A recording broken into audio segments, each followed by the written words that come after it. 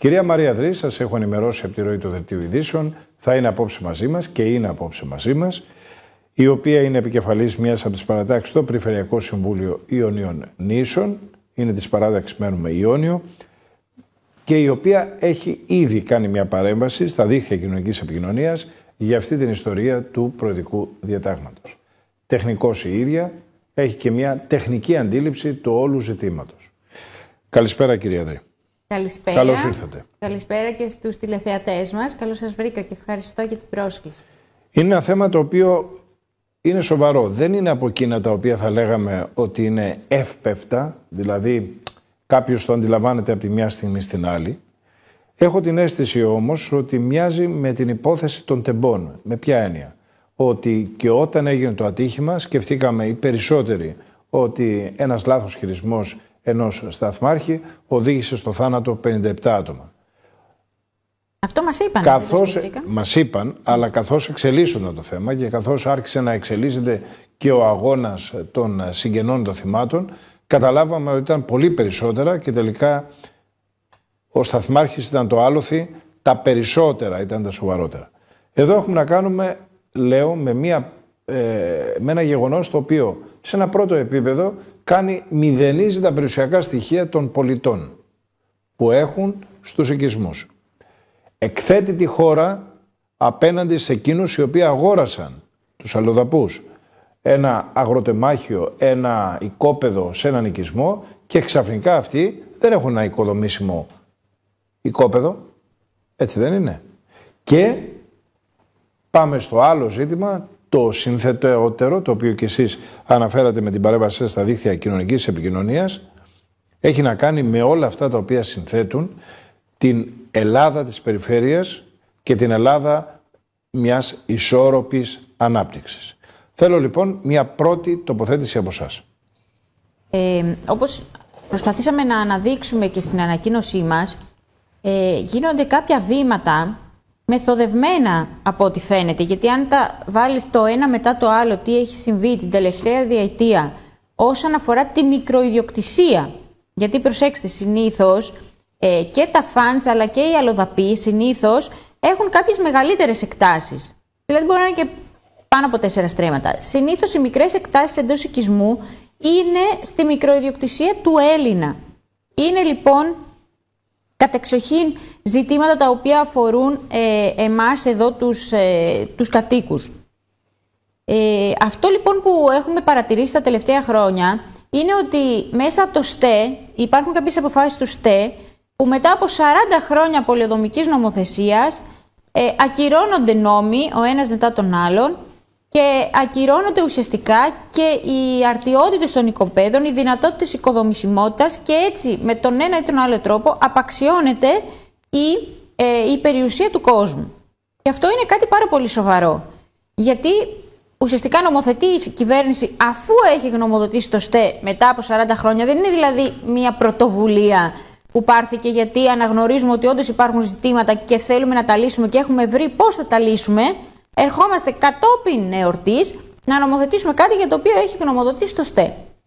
Και εδώ χωράει πάλι νερό για πώς γνωμοδοτεί το ΣΤΕ, γιατί βλέπουμε ότι τώρα χτες γνωμοδότησε υπέρ μιας μεγάλης ιδιωτικής πολεοδόμησης που γίνεται στον όρμο της Ερμιώνης, στον οποίο στην εκτός σχεδίου δόμηση πολεοδομείται ένα τεράστιο οικιστικό χωριό τουριστικής ανάπτυξης με σύνθετα τουριστικά καταλύματα, βίλες, ξενοδοχεία, το οποίο φυσικά έχει υπερπολαπλάσια δόμηση από ό,τι θα είχε ένα απλό ακίνητο εκτός σχεδίου. Ναι. Φυσικά.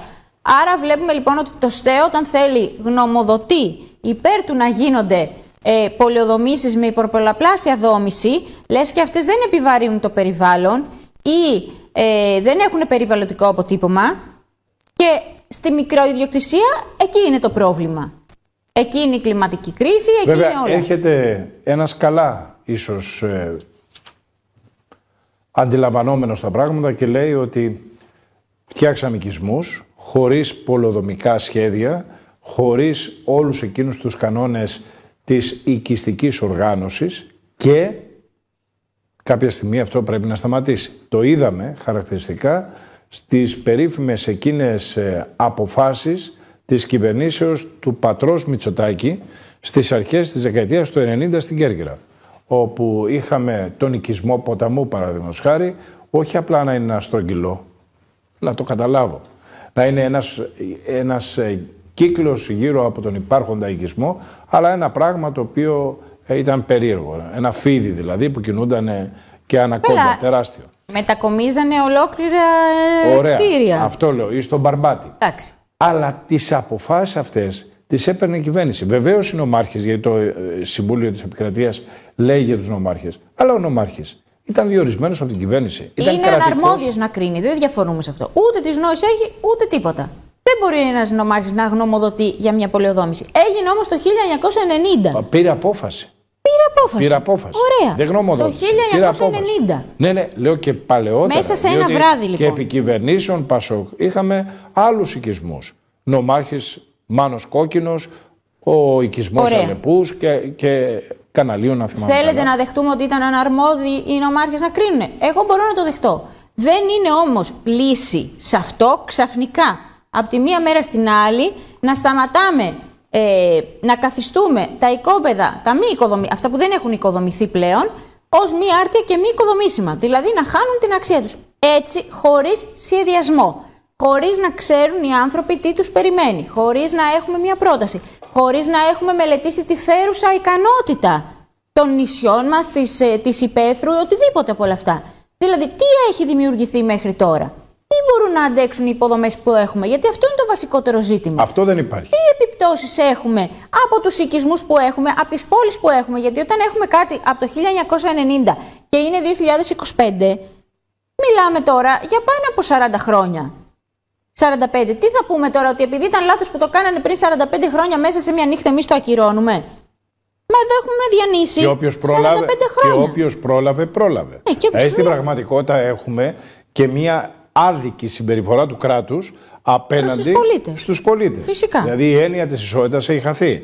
Εσύ είχες λεφτά, έχτισες, εγώ σχεδίαζα να εργαστώ και να μην δανειστώ.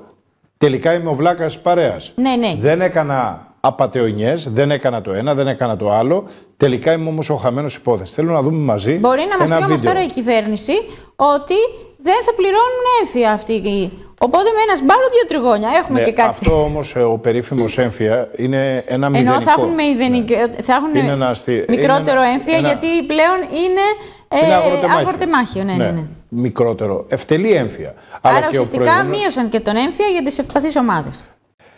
Η κυρία Μαρία Ανδρέη είναι απόψε μαζί μας. Συζητάμε αυτή την ιστορία του προεδρικού διατάγματος, δηλαδή στην πραγματικότητα μιας ανατροπής οικονομικών δεδομένων για χιλιάδες ιδιοκτήτες ακινήτων εντός οικισμών σε ολόκληρη την ελληνική επικράτεια. Ήδη στην Βουλή των Ελλήνων ο κύριος Νίκος Ανδρουλάκης ο ίδιος έχει κάνει παρέμβαση απαιτώντας από την κυβέρνηση νομοθετική αλλαγή και λένε οι πληροφορίες συναδέλφων μου, κυρία Ανδρή, ότι υπάρχουν φωνές, αλλά δεν έχουν βγει δημόσια να το πούνε, και στο εσωτερικό της Νέας Δημοκρατίας. Εμείς στο εμπαρόδο έχουμε απευθυνθεί και στον κύριο Στέφανο Σωτηρίου Γκίκα, τον βουλευτή Κέρκυρας και υφυπουργό νησιωτικής πολιτικής, να τοποθετηθεί στο θέμα αυτό. Από όταν προέκυψε. Ακόμα περιμένουμε την απάντηση του κυρίου Γκίκα. Φαντάζομαι το έχει ψηφίσει ο κύριος Γκίκας, αφού πέρασε, έγινε νόμος, έχει πάρει φεκ. Τι να μας πούν. Εκ των υστέρων έχουν αντιρρήσεις επί περιμένουμε να δούμε πώς θα το εξηγήσει, πώς θα το αναλύσει. Ναι, αλλά και αυτά τα στελέχη που λέτε της Νέας Δημοκρατίας έχουν αντιρρήσεις εκ των υστέρων, αφού το ψήφισαν. Όταν το ψήφισαν, μπορώ δηλαδή, εγώ να γνωρίζω τώρα αν τις έχουν εκ των υστέρων έχουν αντιρρήσεις. Εντάξει. Σημασία έχει η λεπτομέρεια. Η ικανότητα καθενός από εμάς να καταλάβουμε περί τίνος πρόκειται. Να το πούμε πιο απλά και να το μορφοποιήσουμε. Ναι, και εγώ θέλω να τονίσουμε και όλα αυτά τα γεγονότα τα οποία και οι αποφάσεις έχουν πάρθει την τελευταία διετία για το πώς τελικά απαξιώνεται με τον έναν ή τον άλλο τρόπο η περιουσία, η μικροϊδιοκτησία. Και αυτό είναι πάρα πολύ σοβαρό. Όσοι έχουν μεγάλες εκτάσεις, και αυτό επειδή άκουσα και το Δημοτικό Συμβούλιο, το παρακολούθησα ειδικά όσον αφορά το πρώτο μέρος,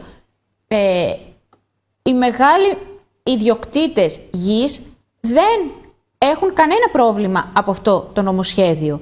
Θα μπορούν να προχωρήσουν σε ιδιωτική πολεοδόμηση. Μπορώ εγώ και εσείς να έχουμε τεράστια έκταση για να κάνουμε μια ιδιωτική πολεοδόμηση? Όχι. Όχι. Το είπε ο Αλέκος ο Απλονίτης. Είπε ότι ένας που έχει χρήματα τώρα αγοράζει κοψοχρονιάς τα αγροτεμάχια, δημιουργεί μια μεγάλη έκταση 90 στρέμματα, κάνει διαδικασία ιδιωτικής πολεοδόμησης, πουλάει άρτια και οικοδομήσιμα 4 στρεμμάτων. Με υπερπολαπλάσια δόμηση. Το τονίζουμε αυτό. Με υπερπολαπλάσια δόμηση, δηλαδή, λέει η κυρία Ανδρή, για τον κόσμο τον απλό που δεν καταλαβαίνει. Έχεις εντός οικισμού ένα οικοπεδάκι 500 τετραγωνικά μέτρα. Χτίζεις 200 τετραγωνικά περίπου. Εξαρτάται τη δόμηση, μπορεί και 400. Μπορεί και 400. Εάν πάρω εγώ με ιδιωτική πολεοδόμηση 4 στρέμματα, πόσο χτίζω? Το ίδιο ή περισσότερο? Αν έχει συντελεστή 0,8, εξαρτάται τι συντελεστή έχουν δώσει. Μπορεί να χτίζεται πολύ περισσότερο. Γιατί μπορεί να έχει και περισσότερους ορόφους ανεπτυγμένους. Μπορεί να έχει μεγαλύτερη κάλυψη. Άρα όλα αυτά τα ζητήματα πρέπει να τα δούμε. Είναι πάρα πολύ σοβαρά που ανακύπτουν. Ναι, διότι και η γη 90 στρεμμάτων μπορεί να είναι 5, 6, 7 οικόπεδα, στα οποία ο συντελεστής, λέτε, ακόμη και 400 τετραγωνικά μέτρα να είναι, αν μιλάμε για 10 οικόπεδα, είναι 4.000 τετραγωνικά μέτρα. Όμως με τη διαδικασία την άλλη, ανά 4 στρέμματα, ο συντελεστής δόμησης οδηγεί σε μεγαλύτερη καλυπτόμενη επιφάνεια. Πολύ, πολύ. Και σας λέω, έχει να κάνει με το τι όρους δόμησης θα δώσω. Αλλά συνήθως οι ιδιωτικές πολεοδομήσεις είναι μεγάλες. Δηλαδή, αν έχετε δει αυτό το τελευταίο δημοσίευμα με την Ερμιόνη, είναι πολύ ξεκάθαρο. Στον Ερημίτη, ας πούμε, ήταν πολύ ξεκάθαρο πόσο θα επιβαρυνόταν εκείνη η περιοχή με την ιδιωτική πολεοδόμηση η οποία είχε εγκριθεί και ήταν σαν μια πόλη σαν την Κέρκυρα εκεί. Δηλαδή, λίγο πολύ τα τετραγωνικά είναι πάρα πολύ μεγάλα. Βλέπουμε ένα συγκρότημα αντίστοιχο που έχει εγκριθεί στην Αστυπάλαια, έχει αδειοδοτηθεί, αλλά υπάρχουν αντιδράσεις από την τοπική κοινωνία, το οποίο έχει μέγεθος όσο οι 2 μεγαλύτεροι οικισμοί του νησιού μαζί. Ωραία. Άρα, θέλω να πάμε στο διάλειμμα. Συγγνώμη, να πω και για τη φέρουσα ικανότητα που την είπα πριν και έχει σχέση με αυτά. Πάμε και κάνουμε μια ιδιωτική πολεοδόμηση και λέμε ότι ωραία, η φέρουσα ικανότητα μπορεί σε εκείνη την περιοχή, όμως εκείνη η περιοχή από ποια οδοποιία καλύπτεται, από πού παίρνει νερό, ποιος διαχειρίζεται τα απορρίμματα, δηλαδή όλα αυτά είναι πάρα πολύ σοβαρά ζητήματα, τα οποία δεν είναι μεμονωμένα και κλείνουν μέσα στα τείχη από αυτές τις ιδιωτικές πόλεις που δημιουργούνται. Θα πάμε στο διάλειμμα και με το διάλειμμα θέλω να μπούμε στο εξής μοτίβο. Ωραία. Χρόνια τώρα δεν θα έπρεπε να είχαν προχωρήσει τα χωροταξικά σχέδια στις δομές της ελληνικής περιφέρειας? Χρόνια τώρα δεν θα έπρεπε να μπούμε σε λογικές κανόνων οργανωμένου πεδίου, με δρόμους, πλατείες, παιδικές χαρές, δίκτυα, αντοχές στη δόμηση κάθε περιοχή. Όροι. Έβλεπα παραδείγματος χάρη μια σειρά από οικισμούς πολύ πρόσφατα της Ιταλίας. Παλιούς οικισμούς της Μεσόγειας Ιταλίας, όπου έβλεπες να υπάρχει ένας άγραφος κανόνας. Το σπίτι το οποίο χτίζονταν στο πρανές ενός βουνού δεν κάλυπτε τη θέαση του άλλου. Και αυτό συνέβαινε και στους οικισμούς της Κέρκυρας, ιδιαίτερα σε οικισμούς με οπτικά πεδία.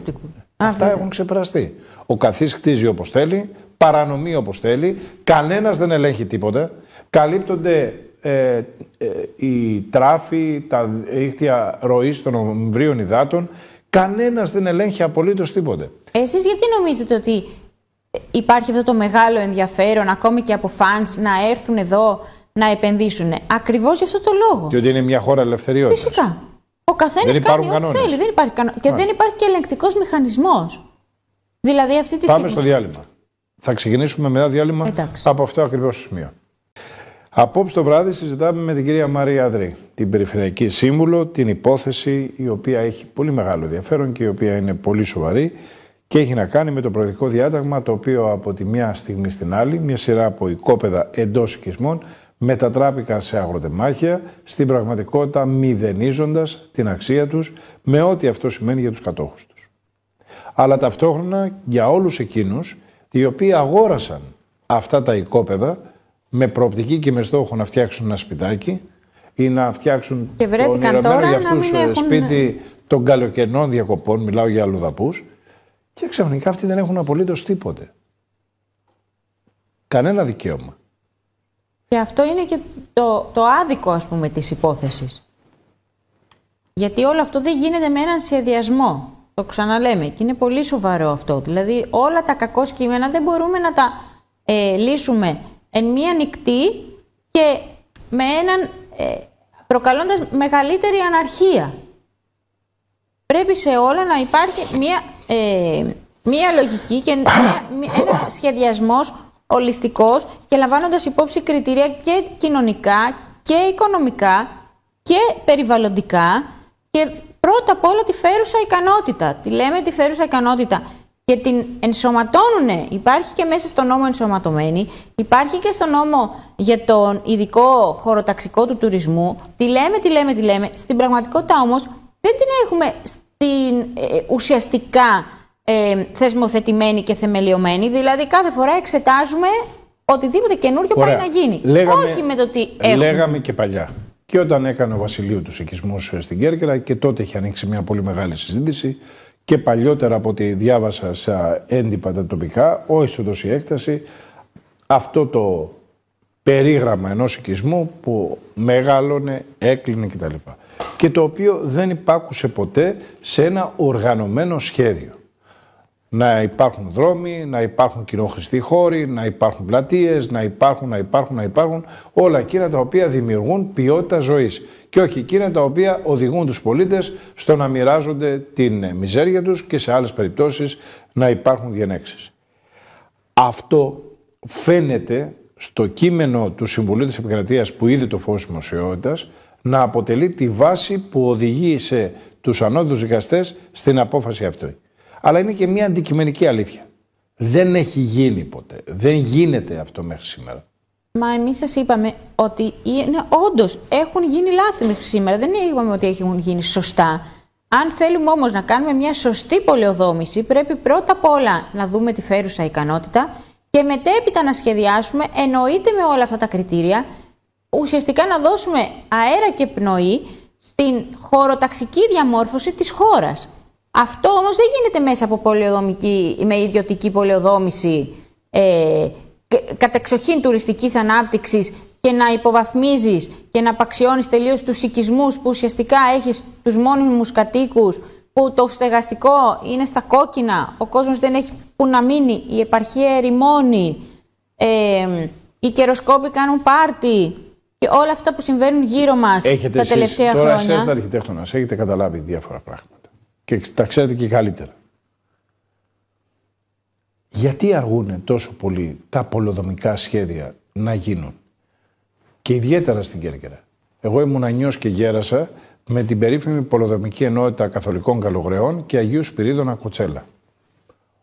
Όλες οι δημοτικές αρχές έδιναν υποσχέσεις. Όλες οι δημοτικές αρχές, οι υποσχέσεις. Κύριε Ζηνιάτη, έχετε δει ποτέ οτιδήποτε έχει ένα πολιτικό κόστος να το προωθεί κάποια δημοτική αρχή?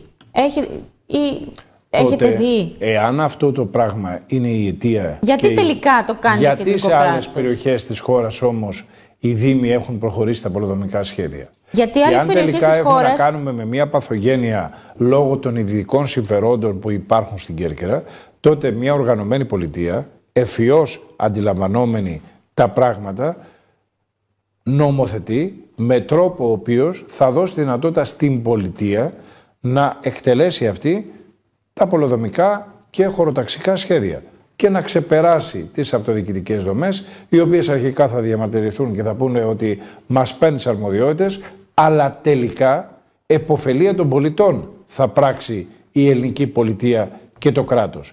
Και αν το κάνει σωστά και γρήγορα, ο πολίτης θα το καταλάβει και κερδισμένο θα τον έχει σε αυτό το βαρόμετρο το πολιτικό, το οποίο κατά καιρούς παίζει ρόλο στις εθνικές εκλογές.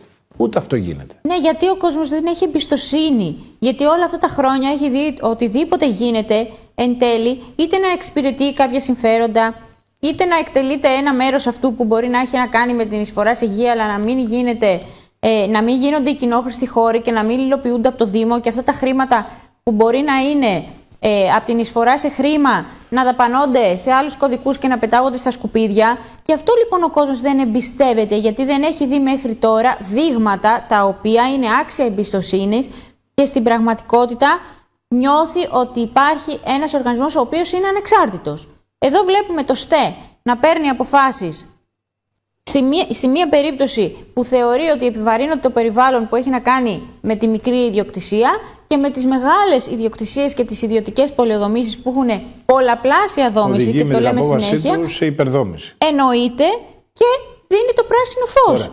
Αύριο το πρωί, εγώ έχω στα όρια του οικισμού ένα οικοπεδάκι ή ένα αγροτεμάχιο, πείτε το όπως θέλετε, 150 τετραγωνικά. Με βάση το γεγονός πριν από το προεδρικό διάταγμα είχα τη δυνατότητα δόμησης, έτσι δεν είναι? Αύριο το πρωί μπορώ να δώσω την εντολή στο μηχανικό μου ή στον αρχιτέκτονά μου να μου βγάλει οικοδομική άδεια να χτίσω?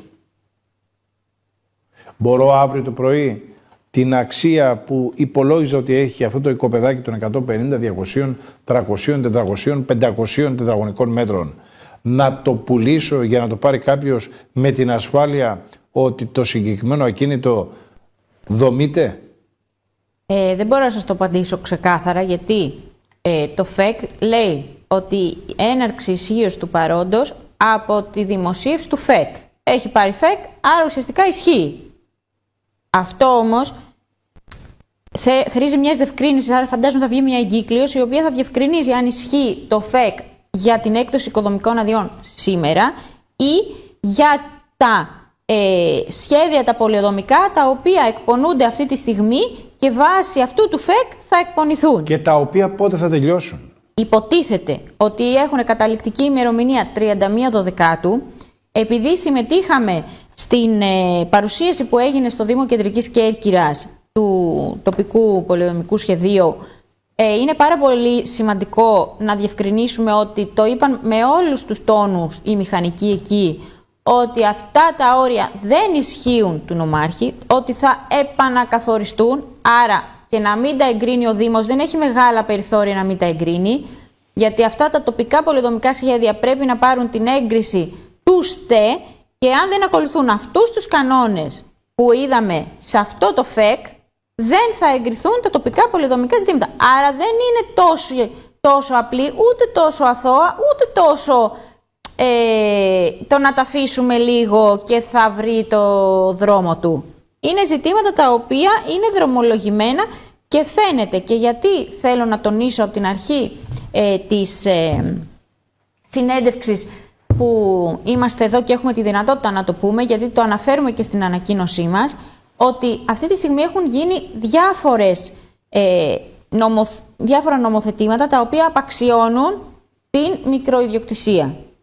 Όπως είναι η κύρωση των δασικών χαρτών. Μάλιστα. Πρώτα αφήσαμε τα οικόπεδα να δασώσουν. Δεν ήταν υποχρεωτικός ο καθαρισμός, το ξέρουν πολύ καλά. Βγήκαν οι δασικοί χάρτες, κυρώθηκαν. Οι μικροϊδιοκτήτες έχασαν τη δυνατότητά τους αν ήταν δασικά και μέσα σε αυτή μπορούσαν να κάνουν ανεμογεννήτριες, μπορούσαν να χτίσουν τετράστερα και πεντάστερα ξενοδοχεία. Θα χτίσετε εσείς τετράστερο και πεντάστερο, έχετε την έκταση να το κάνετε? Όχι. Άρα για ακόμη μια φορά ευνοείται ο μεγάλος κλήρος. Αφού λοιπόν έγινε η κύρωση των δασικών χαρτών, έρχονται να μας πούνε ότι τώρα πρέπει να καθαρίζουμε επιπινή προστίμου εάν δεν καθαρίσουμε τα οικόπεδά μας.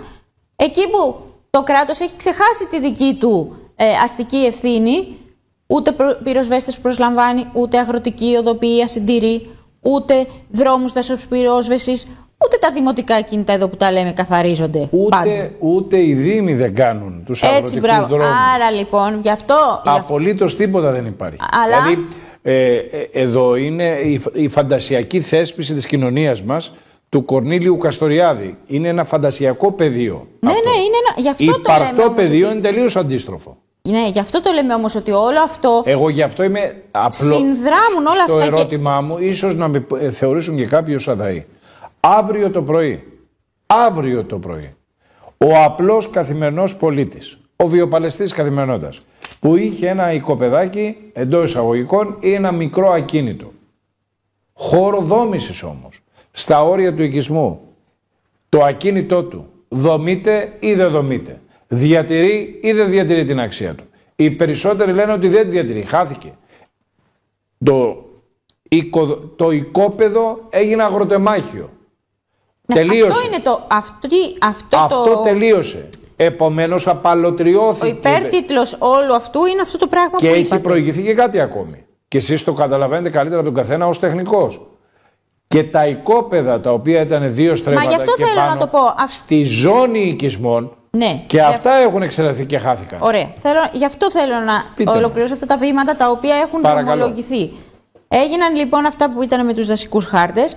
Έρχεται λοιπόν μετά, καταργείται η δυνατότητα κατά παρέκκληση δόμησης σε οικόπεδα κάτω των 4 στρωμάτων, που ήταν είτε στη ζώνη οικισμού, είχαν πρόσωπο σε κοινόχρηστο δρόμο, ανάλογα με το πότε είχαν δημιουργηθεί, υπήρχαν κάποιοι κανόνες. Αυτό λοιπόν καταργήθηκε και χάθηκαν και αυτά τα οικόπεδα. Όσοι δεν πρόλαβαν, δεν τα έχασαν τα οικόπεδα. Οι βλάκες της παρέας. Έτσι. Μετά βγαίνει μια απόφαση του ΣΤΕ, η οποία καταργεί και τη δόμηση σε 4 στρέμματα, κατά κανόνα οικόπεδα δηλαδή, αν δεν έχουν πρόσωπο σε χαρακτηρισμένο κοινόχρηστο δρόμο. Πάει και τα 4 στρέμματα. Και τώρα έρχεται και το ειδικό χωροταξικό, το οποίο προωθεί κατεξοχήν σύνθετα τουριστικά καταλύματα σε μεγάλες εκτάσεις και μεγάλα ξενοδοχεία και τουριστικά χωριά. Βλέπουμε να γίνεται μια χωρίς λογική άρον-άρον κτηματογράφηση και όποιος πρόλαβε. Αλλιώς πάλι χάνεις το ακίνητό σου. Σωστό. Που μπορεί να μην είχε στα... Θεωρητικά τουλάχιστον. Όχι θεωρητικά. Το χάνεις το ακίνητό σου θεωρητικά. Ναι, δεν μπορεί να γίνει δημόσια σωστά περιουσία. Το λέτε, αλλά διαβεβαιώνουν σου... διάφοροι παράγοντες της κυβέρνησης ότι κανένας δεν πρόκειται να χάσει το ακίνητό του. Ναι, εντάξει, αλλά αν δεν ζήσαμε είχες... μια γελιότητα και μάλιστα σε περιοχές όπως η Κέρκυρα και η Θεσπρωτεία. Με το τραγικότερο βέβαια δίπλα σε αυτό, τους 2 κυβερνητικούς βουλευτές να είναι απολογητές του κυρίου Κυρανάκη και της κυβέρνησης και όχι πρωτοστάτες της αναγκαιότητας παράτασης χρόνου.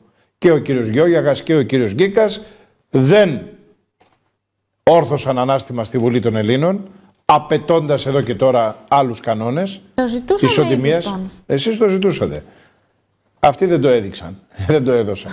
Εντάξει, και να σας πω κάτι, και βλέπουμε τώρα τελικά να καταργείται και να πρέπει να επαναχαραχθούν τα όρια των οικισμών κάτω των 2.000 κατοίκων, οι οποίοι οικισμοί αυτοί στη χώρα μας είναι το 80% των οικισμών. Είναι οικισμοί κάτω των 2.000 κατοίκων. Επομένως, η συντριπτική πλειοψηφία των Ελλήνων πολιτών. Η συντριπτική λοιπόν πλειοψηφία των Ελλήνων μένει αυτή τη στιγμή στον αέρα. Όσα οικόπεδα είναι αδόμητα, έτσι πάντα μιλάμε. Και άντε μετά να συναγωνιστεί στον κύριο Χατζηδάκη, ο οποίος κάθε χρόνο αγοράζει και ένα ακίνητο. Και τον είχαν ρωτήσει. Εργάζεται σκληρά. Από μικρός. Ευχαριστώ πάρα πολύ που ήρθατε τα τελευταία χρόνια. Θα το βάλετε το θέμα στο Περιφερειακό Συμβούλιο. Το βάλουμε, πιστεύω, και ίσως και σαν αντιπολίτευση, όλη την αντιπολίτευση μαζί το συζητάμε. Ευχαριστώ πάρα πολύ. Να είστε καλά.